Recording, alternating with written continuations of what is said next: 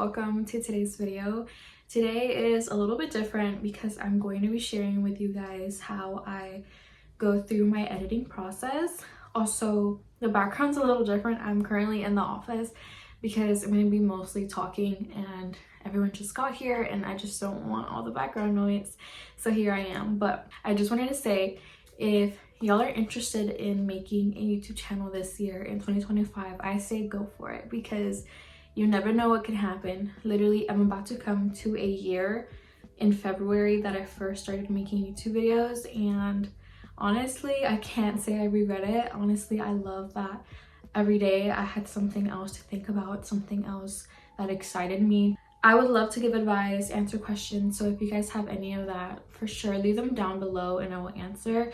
But today I'm simply just going to focus on the creative aspect of editing and all of that. So starting with the app that I use, actually starting with what I used to film. I literally just use my phone, guys. Nothing else. Sometimes I use my iPad, sometimes I use my MacBook, but that is simply what I use, like what I have. I am saving for a camera because honestly, I know that the quality and just like everything would look so much better, but girl, I don't have money for a $700 camera right now, so I will not be splurging on that. But this is also just a sign for you to know that like you don't need expensive equipment to start a YouTube channel. Just go for it with what you have. I feel like upgrading always comes with time. I use the editing app called Villo, and this was a recent use because I've always used iMovie. That's what I always used starting out and what I learned to edit.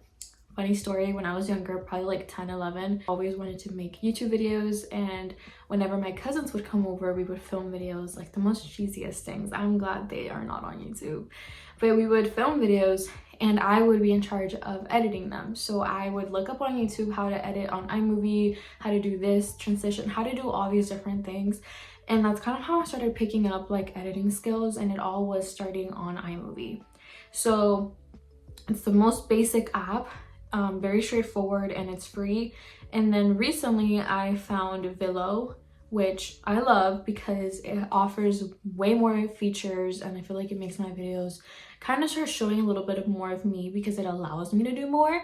But I totally recommend investing in Villo's subscription. It's a 1-year fee, which I think that is perfect because you don't have to worry about a monthly fee, like $20 fee, and it offers way more features, allowing you to do way much more. So definitely something to think about. I don't know if that's still the price. I haven't checked, but when I did mine, it was $20 and it's only a one-time fee. There's still a free version of that app, but I know that it doesn't give you like a full range of features to use. So if I keep looking down, I'm using my iPad, but I'm also screen recording so I can share with y'all how this usually goes. So I use this app to literally edit YouTube videos, any of the short content, and also TikToks, which recently I started posting on TikTok. So if y'all want to go see extra little cute content, go check it out. I've linked it, and yeah, go follow me there and I'll follow you back. So I'm gonna use my Sunday reset video that I recently posted as a little template to share with y'all how I usually edit. So I film on my phone and all of that is linked with my iPad and MacBook, so that's easy for me, and I love editing on my iPad because it's simple. I have this, but before I had an iPad, I always edited on my phone. I never liked editing on my computer. It's not for me, but a lot of people do edit on their computer, so it's just finding your preference and what works best for you. But if you don't have iPhone, you can always use Google Photos to import everything into editing apps like these. So once all of my footage is imported, which it would like start from right here, once it's all imported, I go through a process like where I do a rough cut. So basically I would start from the beginning and I would basically play the video, and rough cut means I just cut out, trim any parts of my video where I am either talking too much or I am saying a lot of ums, there's a lot of silence in between my words, I'm thinking, whatever. No one wants to see that. So you just simply cut, and it's simple. You just click the video and you go to split, you drag it and you click where you want to cut off. That you would just delete, and it's simple like that. So that's literally all I would do for like my whole video. During my rough cut process, I also like to do like my transitions. So in a lot of my videos, you'd see that I have like images and they kind of are in there to kind of transition something like me talking to me actually doing it. So like the time-lapse portion of this where I'm cleaning. So for these pictures, I literally just go to Pinterest. So it would look something like this. Go to Pinterest and I would look up coquette icons, and there you go. You have all of these cute little images. So I would probably, let's say like I want to do this one. So I just download this, and then I take it back here. Here, let me delete this just so that I can give you a new example. So I would click this little plus button, allows you to import all of your pictures or videos. So then I would just drag this so that it's at 1 second, like right there. And then I click it and I'm gonna make it smaller. Oops. Yeah, like right there. And then I click background and I make the background the same color as the background of the picture I imported. And then you could just play around with the sizing of your icon. And now you have a cute little transition page. So I do that, and then I also play around with sound effects while I'm doing rough cut. For my sound effects, I honestly just go on YouTube, look up cute sound effects and screen record them. And with the cool thing with Villo is that you click sound effects, it offers a lot of sound effects. So like if you're just starting, you can use all of these are great. A lot of the ones I like to use are the camera shutter. These are all of the ones I've saved from Villo that I really like using. The pop and the mouse click ones and the camera shutter are like my go-tos all the time. But I also have, unfortunately, I could not find the videos on YouTube where I screen recorded these audios, but I'm sure if you search up VHS, pop sounds, all of these cute little things, you can import them. You extract from video and then you find the video in your camera roll and it exports it in here. So I use a VHS one.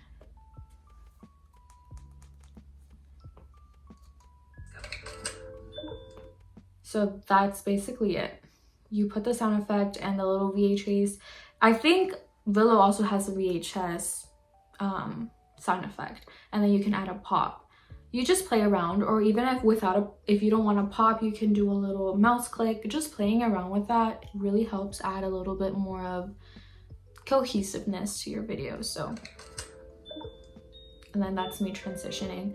After that, I go in and I do what is text and music. And so going back to the beginning, you see how I decided to add that little like Sunday reset thing I drew out. I did that on my iPad, just on GoodNotes. You know, if you want to go ahead and do it on Notes and type it out, and you have a little to-do list and you want to insert it on your screen, take a screenshot of it. And here, I think this means picture in picture, PIP. You go here and it allows you to insert image, GIF, video. I don't know what the last thing is, but I would click image.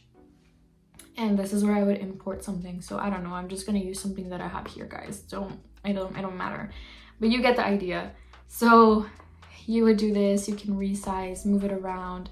And also this right here is the duration of time that you'd like the image to show up. So yeah. So for my text, I have like 2 of my all-time favorite fonts that I like to use. And that is this, like, the one that's on here is called Rainy Hearts, and I'm going to show you how I download fonts into this app so that you can use them. But a free one that comes with this is called, this one I think is the Snail, hold up, let me look it up. Snail Round Hand Bold.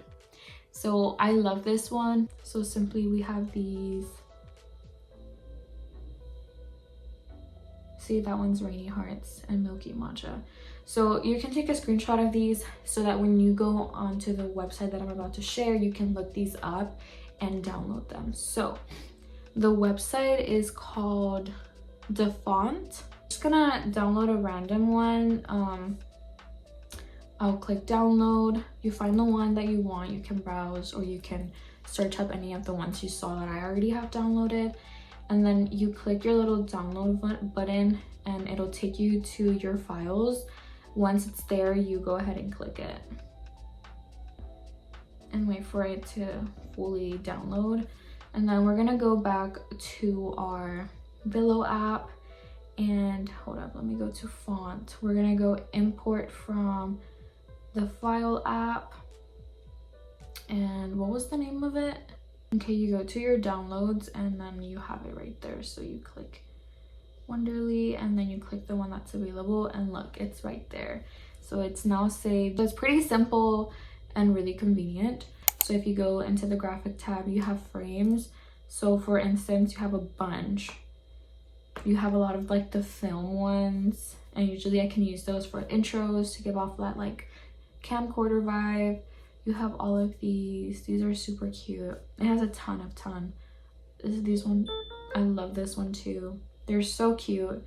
For this one, I just used this simple squiggly one, and I don't know, just little things like that to help add a little bit of cuteness to your videos. I don't know, I think that it looks aesthetically pleasing. Oh, music. So for my music, same thing. I go on YouTube and I find non-copyrighted music and basically screen record, and then we go to audio here. This is okay. Willow offers a lot of music, and I have a bunch of them saved that I've used that I love.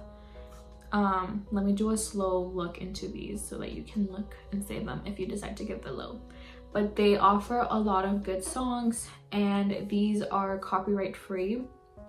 Whenever I do screen record and import music, I always link them in my description. So if you ever hear any music that you like from my videos, I most likely have them linked in the description box, and you can go ahead and use them. Just make sure that you credit the rightful owner so you don't get any copyright tags in your videos. And when I do want to import, I click this little folder with the MV right there, and then you just extract from video. In any video you have, it'll extract the audio, and I just make sure to give them a name so I know what the song is. And yeah, that's basically what I have for audios. Now let's talk about the little intro in the beginning that I like to do in my videos. What I like to do is I grab again a picture from Pinterest. Once I have my picture, I go into the graphics and I click stickers, and here I go to the vlog section, and they have a lot of these little like loading signs, as you can see. I like to go with the heart one. They have a bunch of other ones, and I let that run for what? It's not even a second.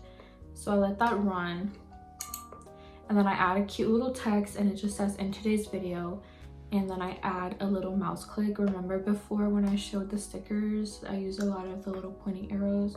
A lot of these have motion, so they literally give off that little clicking effect, and wherever that starts, I go into sound effects and I add that mouse click sound effect to make it flow cohesively and smoothly. It's kind of satisfying. And then I add clips from my video to kind of give the viewers a little bit of a snippet of what's coming up ahead. And then I just grab like a tiny bit, like this much. It says duplicate. It'll duplicate for you. You click the little arrow, you click move to the start, and it'll take it to the start. And then for my outro, I designed this in Canva. I love Canva. I will talk about Canva in a bit, but Canva, I think I just searched up video outro, and it gave me templates, because you know Canva has a lot of templates. It gave me a template and I just customized it to my liking. This part from Canva, the thanks for watching animation, then this I just kind of designed it myself. I just found cute little bows, put them in the corners, put keep watching, and that when you see it on YouTube, you see my picture in the middle for like my subscribe, and then use YouTube videos, which usually are my latest upload and then a customized pick video that I like. So if it's a video I feel like did really good and attracted a lot of viewers, I put it up there just because it's most likely others will watch it, you know?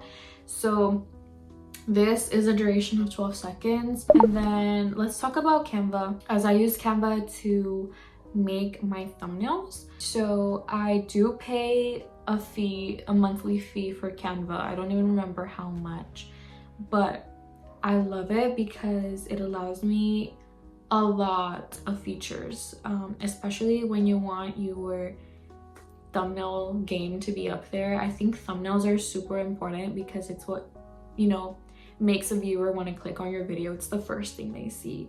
So I think also investing in Canva is really helpful. I know there's a ton of other apps that you could probably use that are free. I don't know, I haven't looked too much into it. I've always just reached towards Canva because it's the most familiar one that I'm with. But for instance, I think I really love this thumbnail that I did, but I literally just experiment and I mess around. I don't really have a way to do it. I just upload pictures that either I took as I was filming this video, or I use Pinterest pictures. I will say I do this, and I recommend to just put a little disclaimer in your description box if you use like Pinterest pictures. It's not wrong, you're not technically clickbaiting. That's how I see it. If you are adding pictures of Pinterest that have to do with what your video is about. If you add a picture of, I don't know, like bowling, and you don't even go bowling, then like that's stupid. That's clickbaity. For instance, this picture right here is from Pinterest. I made hot chocolate, but I just didn't take a picture of my hot chocolate because, like, you know, you're gonna forget. But if it gives the vibe of the video you made, like, put it in there, like it you know. But like this picture, of course I took, it's mine. This one I unboxed my little set, my cookies. This is why I love this Canva, like paying the fee, because one, it has a background remover, so I can kind of add like these little pictures that I don't want the background of them. I just want the main focus of it. Same font as I talked about earlier that I use in my videos. I love this one. It gives such a really cute, chic look. I love it. So the Snell round hand. Recently used, these are the ones I've recently used in my videos. I use more of these simple ones whenever I want to add little text like, oh, cookie decorating or hot chocolate, whatever. I think that pretty much covers a lot of my video editing and thumbnail process. Hope you learned something from this, especially if you're planning on making videos soon. Totally go for it. I'm here. Let me know. I'll subscribe to you. I'll support you. So yeah, I hope you guys have a great day today, and I will see you guys next time. Bye.